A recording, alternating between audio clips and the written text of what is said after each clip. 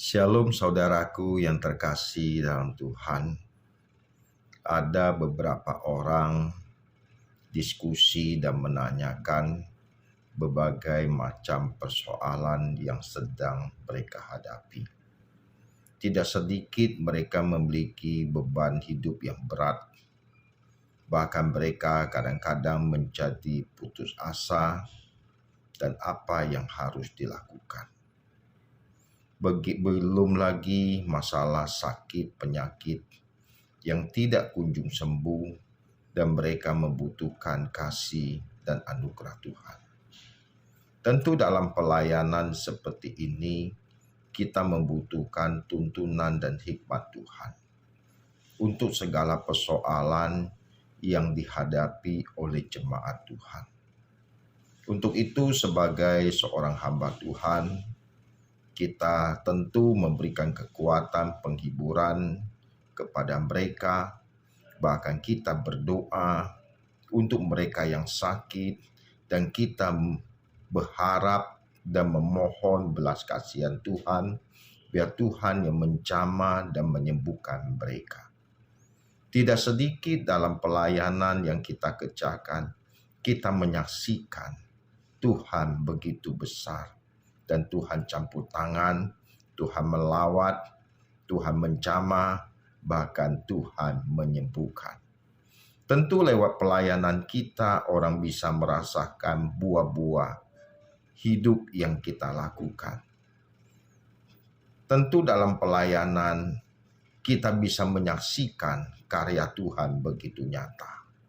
Untuk itu sebagai hamba Tuhan, kita tetap harus menjaga hati kita, menjaga perasaan, jangan sampai kita mencuri kemuliaan Tuhan. Ketika Tuhan melawat, menjamah, bahkan menyembuhkan orang lewat pelayanan kita. Biar kembalikan semuanya itu hanya untuk hormat dan kemuliaan Tuhan. Bahwa kita ini hamba, kita tidak punya apa-apa.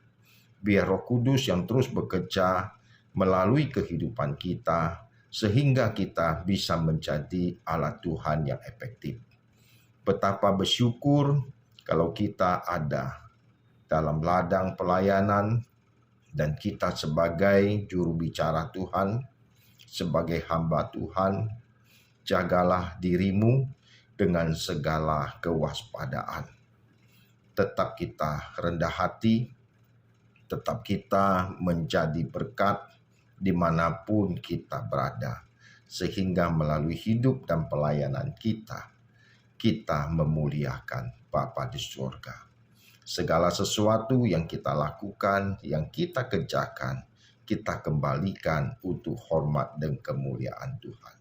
Itulah pelayanan yang menyenangkan hati Tuhan. Maju terus dan tetap semangat di dalam mengemban misi dan visi yang Tuhan percayakan kepada kita.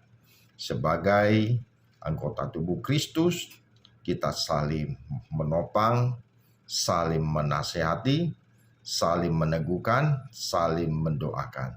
Dan pada akhirnya, biarlah hidup kita memuat kehendak dan rencana Tuhan. Tuhan Yesus memberkati kita sekalian.